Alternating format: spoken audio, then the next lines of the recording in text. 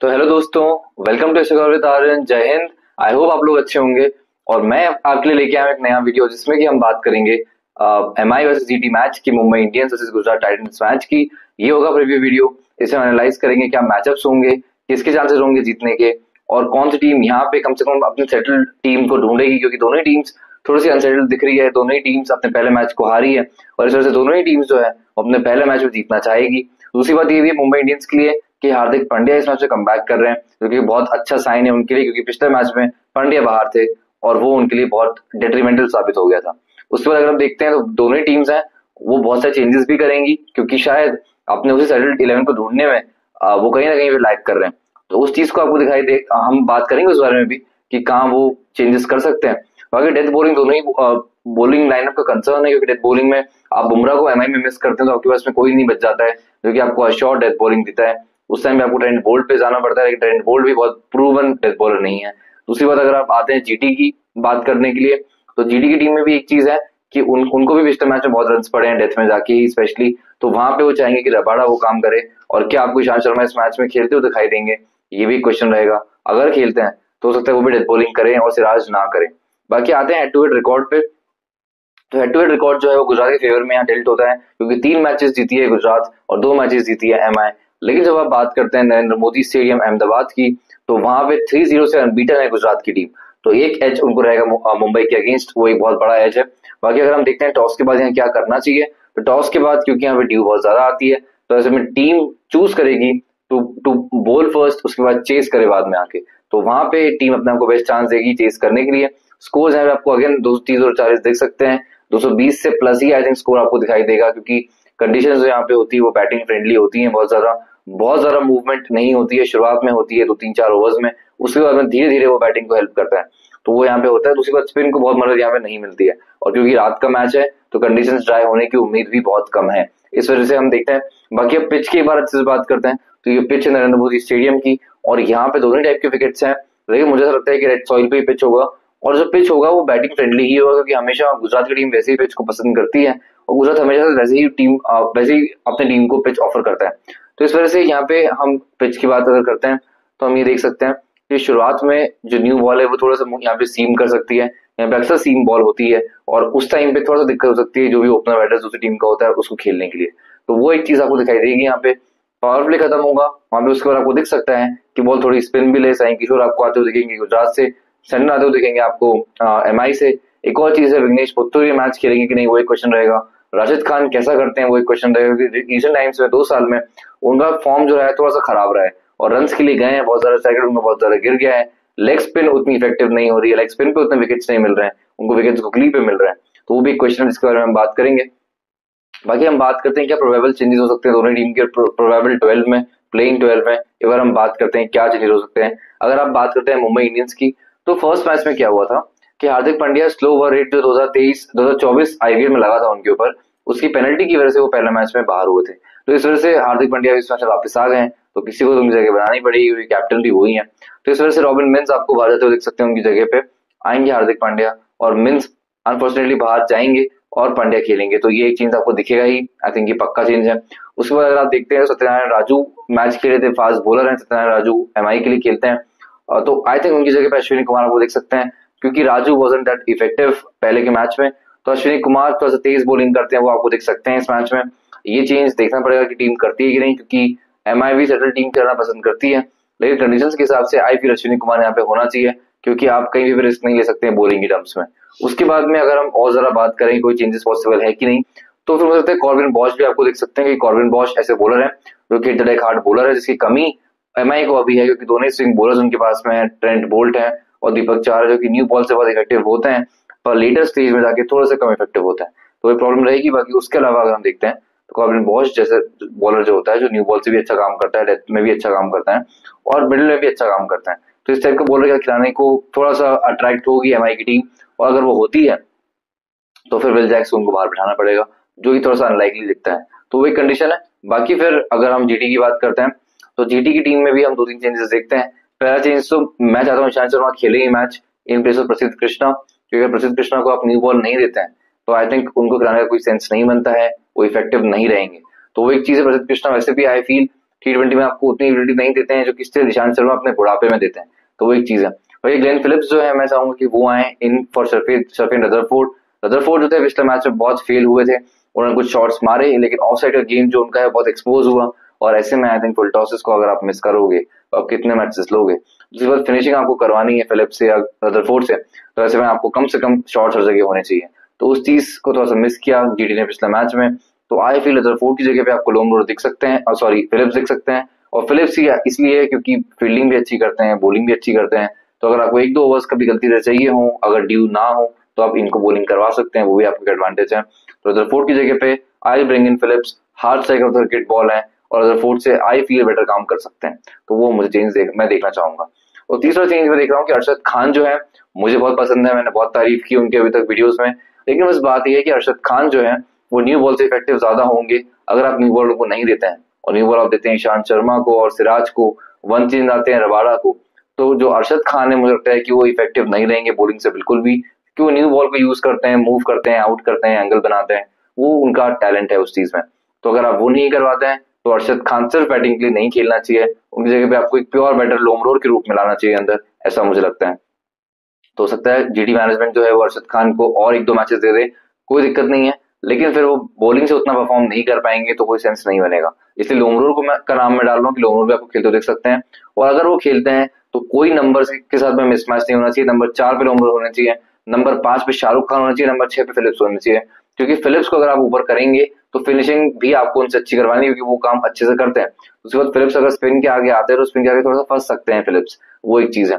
बाकी उसके अलावा अगर हम देखते हैं एक और चीज, तो तेवतिया को ज्यादा अच्छे से यूज करना पड़ेगा जीटी को, क्योंकि उन्होंने पिछले मैच में तेवतिया की उतनी इज्जत नहीं की, उन्होंने रदरफोर्ड को ऊपर भेजे तेवतिया से, जबकि जो मैचेस जो आखिर में जरूरत थी उस मैच में वो यही थी कि आपको आगे स्ट्राइक करना था, और तेवतिया इस टीम में क्योंकि फिनिशर हैं तो वो काम अच्छे से करते, लेकिन रदरफोर्ड पर भरोसा जताया गया था, तो आई होप तेवतिया के ऊपर भरोसा भी उनको जताना पड़े इस मैच में, क्योंकि तेवतिया आपके प्रूवन प्लेयर है ना, इतने साल से खेल रहे हैं, तो आई फील उनकी ऊपर जिम्मेदारी देनी चाहिए।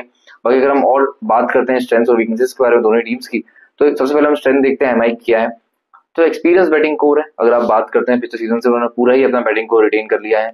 आप बात करते हैं रोहित शर्मा की, तिलक वर्मा की, सूर्य कुमार यादव की, हार्दिक पांड्या की, नमन धीर की, तो ऑलमोस्ट आपके पास में पूरा ही कोर वो रिटेन हो जाता है। बाकी आप बात करते हैं ट्रॉफी विनर्स हैं, इनको जीतना आता है, इनके जो प्लेयर्स हैं वो सारे ट्रॉफी विनर्स हैं ऑलमोस्ट, मतलब जो सीनियर प्लेयर्स हैं सारे ही ट्रॉफी जीते हुए हैं, तो ऐसे वो एज रहता है, तो उसके बाद प्रेशर में अच्छा परफॉर्म करना जानते हैं इसी वजह से। और एक और चीज ये भी है कि हार्ड नट टू क्रैक हो जाते हैं, क्योंकि ऐसे सीनियर प्लेयर्स को आप इतनी आसानी से गेम नहीं हरा सकते। तो वही क्वेश्चन बनता है, आगे जो इनके कैप्टन हार्दिक पांड्या है वो मेरे हिसाब से अच्छे कैप्टन है एमआई के अभी तक, और दूसरी बात ये भी है कि आईपीएल के भी अच्छे कैप्टन है, गुजरात को लीड कर चुके हैं, जिता चुके हैं एक सीजन, और दूसरी बात उन्होंने पूरा ही सीजन पूरे 2 सीजन यहाँ पे अपने खेले हुए हैं, पूरे साल अपनी यहाँ पे कैप्टनसी की हुई है, तो ऐसे में हार्दिक पांड्या इनके लिए बहुत बड़ा पॉजिटिव लेके आएंगे। अब वो जानते हैं इस कंडीशंस को, और क्योंकि उनसे वो वाकिफ है तो इसलिए अकॉर्डिंगली परफॉर्म करेंगे, अकॉर्डिंगली टीम को बिल्ड करेंगे, वो एक बात है। अगर हम स्ट्रेंथ देखें जीटी की क्या है, जीटी की जो कैप्टन है शुभमन गिल वो बहुत बड़ी स्ट्रेंथ है, क्योंकि हमेशा ऑरेंज कैप जीटी के लिए जब भी आप उस लिस्ट को देखते हैं तो हमेशा उनका नाम टॉप पे होता है। पिछले साल सैचुरेशन का नाम आपको दिखाई दिया, लेकिन आई फील शुभमन गिल जो है वो बेटर प्लेस्ड है उस चीज को फिर से करने के लिए।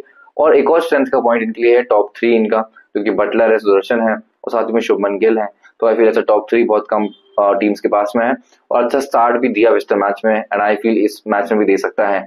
और एक और चीज है, इनकी जो बॉलिंग है वो बहुत स्ट्रांग है, क्योंकि आप बात करते हैं इनके स्पिनर्स की, इनके पास में साई किशोर जो कि बेहतरीन बॉलिंग कर रहे थे पिछले मैच में, हाई आर्म एक्शन है, दूसरी बात ये भी है कि लंबे गत के हैं, बाउंस अच्छा मिलता है, आर्म बॉल भी है, साथ ही में स्लोअर बॉल भी फेंकते हैं। स्लोअर से मतलब है कि टर्न करा के बॉल भी बाहर निकालते हैं, एक राइटी बैट्समैन को लेफ्टी को अंदर लाते हैं, और सीधे भी बॉल फेंकते हैं, तो मच मोर टैलेंटेड बॉलर हैं जितना कि समझे जाते हैं। दूसरी बात बहुत ही ज्यादा आप कह सकते हैं कि सीनियर प्लेयर हो चुके हैं तमिलनाडु के लिए खेल खेल के, तो वहां पे मुझे लगता है एडवांटेज उनको रहेगा। तो इसलिए राशिद खान की आप बात करते हैं, सीनियर प्लेयर है काफी, तो 2 अच्छे स्पिनर्स उनके पास में है, जरूरत पड़ती तो आप फिलिप्स को भी करवा सकते हैं, लोमरोर अगर आप खिलाते हैं तो उनको भी करवा सकते हैं, शाहरुख खान से भी आप बॉलिंग करवा सकते हैं, तो ये आपके पास ऑप्शन और भी हैं। बाकी अगर आप पेस बॉलिंग बैटरी के बारे में बात करते हैं, उनके पास में सिराज है जो कि न्यू बॉल से अच्छे बॉलर हैं, रबाड़ा है जो कि न्यू बॉल से और कहीं पे भी बॉलिंग अच्छी करते हैं, साथ ही में ईशांत शर्मा अगर आप खिलाते हैं इस मैच में, जो कि मुझे लगता है कि होने ही चाहिए, नो ब्रेनर होना चाहिए, तो मुझे लगता है कि वो भी अच्छा काम करते हुए दिखाई देंगे, और ऐसे में इनकी टीम अच्छी दिखाई देगी। और अगर हम उसके बाद आते हैं वीकनेसेस पे, तो एमआई की वीकनेसेस में ये है कि अनसेटल्ड 11 है अभी तक उनका। अगर आप पिछले मैच की बात करते हैं तो टीम हार गई थी, जो 11 उन्होंने खिलाया वो हार गया था, तो ऐसे में अपने शायद उस राइट बैलेंस को ढूंढेंगे, और वो चीज अभी तक नहीं दिखी है, तो हो सकता है कि डेस्परेट भी हो जाए उस चीज के लिए। बुमराह बाहर है, अब बुमराह तो बाहर है ही, वो बात सही है, वीकनेस बहुत बड़ी है, उनकी कमी कोई नहीं भर सकता, लेकिन उनका रिप्लेसमेंट कौन है ये बहुत बड़ा क्वेश्चन है, क्योंकि रिप्लेसमेंट अभी भी कोई नहीं दिखाई दे रहा है। तो ये बहुत बड़ा क्वेश्चन है और ये बहुत बड़ा वीकनेस का पॉइंट है। एक और पॉइंट अगर वीकनेस की बात करें तो स्काई का फॉर्म, रोहित शर्मा का फॉर्म, दोनों का ही form is a cause of concern, क्योंकि टी20 में एमआई के लिए रोहित शर्मा ने पिछले बहुत सालों में कुछ नहीं किया है, और स्काई पिछले पूरे ही साल से फ्लॉप हो रहे हैं टी20s में। तो ऐसे में ये कॉज ऑफ कंसर्न है। एक और कॉज ऑफ कंसर्न है डेथ बॉलिंग कौन करेगा, डेथ बॉलिंग में आप बोल्ट से करवाएंगे, चॉइस नहीं बनती है, और बोल्ट जाते हैं रन के लिए, तो आपके पास वो चॉइस नहीं बनती है। दूसरी बात, दीपक चाहर तो बिल्कुल डेथ बॉलिंग नहीं कर सकते हैं, साथ ही में हार्दिक पांड्या का ऑप्शन बनता है, तो फिर शायद हार्दिक पांड्या और ट्रेंट बोल्ट ही आपको डेथ बॉलिंग करते हुए दिखाई दे। तो ये वीकनेसेस दिखती है इनकी। बाकी अगर गुजरात टाइटंस की बात करते हैं तो उनकी वीकनेसेस भी ऑलमोस्ट सिमिलर है, कि इनका भी जो 11 है, जो 12 है, वो अनसेटल्ड ही दिखाई दे रहा है। पिछले मैच में भी उन्होंने जो टीम खिलाई थी वहां से शायद बहुत चेंजेस उनको करने पड़ेंगे, और शायद करना चाहेंगे भी उस रिजल्ट को अचीव करने के लिए, जो कि है जीत अपनी पहली इस टूर्नामेंट में। तो ऐसे में मुझे लगता है कि आपको 3 चेंजेस दिखाएंगे और सेटल्ड 11 की तरफ बढ़ेंगे धीरे धीरे अपने टूर्नामेंट में जैसे आगे जाएंगे। इनका जो मिडिल ऑर्डर है वो भी बहुत वीक है, वीक से मतलब है कि अनटेस्टेड है बहुत ज्यादा, क्योंकि Shahrukh Khan I still believe उतना प्रूव नहीं कर पाए हैं। तेवतिया ने अच्छा किया, लेकिन Tewatia lower down the order batting करते हैं। नंबर 4 पे आपको लोमरोड दिख सकते हैं, जिन्होंने बहुत कुछ अभी तक प्रूव नहीं किया है। तो ऐसे में जो टॉप 3 है, बटलर है, सुदर्शन है, गिल है, ये स्ट्रेंथ के पॉइंट जरूर है, लेकिन ये बहुत ज्यादा डिपेंडेंट टीम उन पे हो जाती है, तो ये वीकनेस का पॉइंट भी वहां पे बन जाता है। उसके बाद अगर हम बात करते हैं death bowling is a cause of concern GT का, क्योंकि पिछले मैच में भी जब पंजाब के अगेंस्ट रन खाए थे, death bowling was a concern, जिसको इनको हरा के गया था। बाकी उसके बाद अगर हम मैचअप्स की बात करें, कुछ इंटरेस्टिंग मैचअप्स यहाँ पे बनते हैं, मैंने 5-6 मैचअप्स को नोट किया है। लोगों से 1-2 के बारे में बात करते हैं, लेकिन ये 5-6 ही ऐसे हैं जो कि मुझे लगता है कि सारे ही वर्थ टॉकिंग अबाउट है। सबसे पहला मैचअप में देखना चाहूंगा कि रोहित शर्मा कैसा खेलते हैं किसी रबाड़ा के आगे। अब रबाड़ा की अगर आप बात करते हैं, रोहित शर्मा को परेशान करते हैं ऑलमोस्ट हर फॉर्मेट में, टेस्ट में सबसे ज्यादा, ओडीआई में उससे कम, टी20 में भी उससे थोड़ा सा कम। लेकिन आईपीएल की अगर आप बात करते हैं रिकॉर्ड्स की, तो यहाँ पे 38 रन बनाए 27 बॉल्स में। रबाड़ा के अगेंस्ट रोहित शर्मा ने 27 बॉल्स खेली है, 38 रन बनाए हैं। पर एक और चीज क्या है, स्ट्राइक रेट जो बनता है रोहित शर्मा का अगेंस्ट रबाड़ा वो 140.74 का बनता है, जो कि काफी अच्छा है। लेकिन इसमें थोड़ा सा जो इस चीज को खराब करता है वो है कि 2 बार आउट भी हुए 27 बॉल्स में, तो ये एक cause of concern Rohit Sharma की रहेगा अगेंस्ट रबाड़ा। उसके बाद एवरेज जो रोहित शर्मा का बनता है वो 19 का बनता है, तो ये एक कॉज ऑफ कंसर्न है। उसके बाद जिस तरीके से रबाड़ा इनको टॉप ऑफ ट्राई करते हैं, एज कराते हैं, एलबीडब्ल्यू करते हैं, बोल्ड करते हैं, तो वो आई थिंक सारे डिफिकल्ट्स को प्ले में लेके आते हैं इनके अगेंस्ट। सेकंड अगर आप मैचअप पे जाते हैं तो वो रहेगा शुभमन गिल वर्सेस दीपक चाहर। अब दीपक चाहर न्यू बॉल अच्छे से स्विंग करते हैं, मूव करते हैं, या कितनी हेल्प मिलेगी वो देखना होगा। बाकी अगर शुभमन गिल को बॉल अगर आप आउट स्विंग ज्यादा करें, परेशान करती है, तो वो एक एरिया रहेगा जो कि कॉज ऑफ कंसर्न रहेगा। अगर हम रिकॉर्ड्स की बात करें इनके, तो 78 रन बनाए 55 बॉल्स में दीपक चाहर की, और ऐसे में यहाँ तो आपको अच्छा दिख रहा होगा, स्ट्राइक रेट भी 141 का बनता है, लेकिन जो नंबर ऑफ विकेट्स यहाँ पे इन्होंने लिए दीपक चाहर ने इतने ही बॉल्स में, तो 4 बार इनको आउट किया हुआ है। तो 4 बार जब आप आउट करेंगे 55 बॉल्स खिला के, तो इसमें पता चलता है कि आपने डोमिनेट किया है बैट्समैन को। उसके बाद ये भी जो एवरेज बनता है वो 19.5 का बनता है, तो ये एक कॉज ऑफ कंसर्न है। बाकी सूर्य कुमार यादव और राशिद खान की आप बात करेंगे, ये भी अनदर मैचअप है, क्योंकि सूर्य कुमार यादव जो है वो स्पिन खेलना पसंद करते हैं, लेग स्पिनर आता है उसको स्वीप मारते हैं, स्पिनर को स्वीप मारते हैं, और राशिद खान है वो विकेट लिए बिना जाना नहीं चाहते कभी भी। तो ऐसे में एक बहुत इंटरेस्टिंग मैचअप बनेगा, और स्वीप मारने जो सूर्य कुमार यादव जाएंगे वहां पे राशिद खान को हरा सकते हैं अपनी गुगली के साथ में, अपनी लेग स्पिन के साथ में, तो वो भी एक चीज रहेगी। बाकी एक और मैचअप के बारे में बात करते हैं, तो वो रहेगा साई किशोर एंड तिलक वर्मा। तिलक वर्मा जो है वो लेफ्टी है, साई किशोर है वो लेफ्ट आर्म स्पिनर है, जो कि उनको बॉल अंदर लेके आएंगे, लेकिन साई किशोर है उनको थोड़ी सी बाउंस एक्स्ट्रा मिलती है बाकी स्पिनर से, क्योंकि लंबे कद के हैं, और ऐसे में आर्म बॉल भी उनके पास में है। दूसरी बात ये कि तिलक वर्मा जो है वो शॉट्स के लिए जाते हैं, तो इसमें इंटरेस्टिंग मैचअप ये बनेगा कि कैसे तिलक वर्मा खेलते हैं साई किशोर को, और अगर वो अच्छा खेलते हैं तो एमआई के चांसेस बढ़ाएंगे, नहीं खेलते तो एमआई के चांसेस थोड़े से आपको गिरते हुए दिखाएंगे, क्योंकि साई किशोर जो है उनको खेलने के लिए तिलक वर्मा पे बहुत ज्यादा बैंक करेगी एमआई की टीम।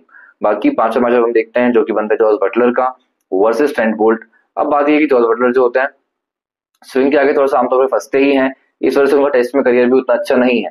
लेकिन अब क्वेश्चन ही बनता है, अगर आप बोल्ट को खेल रहे हैं तो आपको उनकी इन स्विंग के लिए तैयार रहना पड़ता है, और इन स्विंग में ही बोल्ट ने उनको बहुत बार आउट किया है जॉस बटलर को, जो कि एक कॉज ऑफ कंसर्न। तो बटलर चाहेंगे कि अपने उस एंगल को कवर करें, अक्रॉस ना जाए वो जल्दी, अपने लेफ्ट पैर को अक्रॉस ना लेके आए, और बोल्ट की बॉल पे एलबीडब्ल्यू या बोल्ड ना हो जाए, तो वो एक कॉज ऑफ कंसर्न जीटी के लिए बना सकते हैं अगर वो आउट हो जाएंगे ऊपर, तो ये भी हमको देखना पड़ेगा। और छठा मैचअप थोड़ा सा कंडीशनल है, क्योंकि ईशांत शर्मा इस मैच को खेलते हैं तो शायद वो भी अगेंस्ट रोहित शर्मा एक मैचअप बनाएंगे, क्योंकि Ishant Sharma is a wonderful swing and seam bowler, और साथ ही में दोनों साइड के एजेस को थ्रेटन करते हैं। आपको पैड पे बॉल मार सकते हैं, आपको एज करा सकते हैं, आपको बोल्ड कर सकते हैं। और ईशांत शर्मा ने जिस तरीके से रोहित शर्मा को परेशान किया है, तो आई फील ये भी एक इंटरेस्टिंग मैचअप हो सकता है। बाकी ये रहेगा इस वीडियो का एंड। और अगर हम बात करते हैं एक चीज के बारे में और कर लेते हैं कि इस मैच को कौन जीतेगा। अब मैं तो चाहूंगा इस मैच को जीते मुंबई इंडियंस, क्योंकि मेरी फेवरेट टीम है, ज्यादा ऊपर रखता हूँ मैं जीटी से अपने मन में, अपने दिल में उसको। तो मैं चाहूंगा कि मुंबई इंडियंस जीते ये मैच। लेकिन अगर आप देखते हैं टीम की कंडीशन एमआई की जो है अभी, साथ ही में जो जीटी की कंडीशन है, आई फील होम ग्राउंड भी उनका है, और जो टीम ज्यादा जो बाद में बैटिंग करेगी वो टीम मुझे जीतती हुई दिख रही है। एंड आई फील कि गुजरात वो चीज करेगी और गुजरात मैच जीतेगी। तो इसलिए मैं गुजरात को कहूंगा कि वो जीतने वाली है, लेकिन I still root for MI. बाकी ये रहेगा वीडियो का एंड। आप प्लीज मुझे सपोर्ट कीजिए, लाइक कीजिए, शेयर कीजिए, सब्सक्राइब कीजिए, और ऐसे ही मैं आपके लिए वीडियोस लाता रहूंगा। और क्योंकि अगर आप लोग सपोर्ट मुझे करते हैं तो मुझे मिलेगा बहुत सारा इंसेंटिव और मोटिवेशन और काम करने के लिए। और ऐसे ही हम लोग लाइव भी करेंगे, जो कि मैं पूरे आईपीएल में कर रहा हूँ, और उसमें फिर हम लोग साथ में जुड़ सकते हैं, तो मजा आएगा। उसके अलावा एक और चीज ये भी है कि आज मैं लाइव नहीं कर पाऊंगा, तो जो भी लोग मुझसे मेरे साथ लाइव में जुड़ते हैं, आज के लिए थोड़ा सा लाइव में नहीं कर पाऊंगा। हम कल से फिर से लाइव करेंगे और फिर से हम बातें करेंगे क्रिकेट के बारे में, मजा आएगा। तो बाकी अपना ध्यान रखिए बहुत ज्यादा। मिलता हूँ आपसे नेक्स्ट वीडियो में।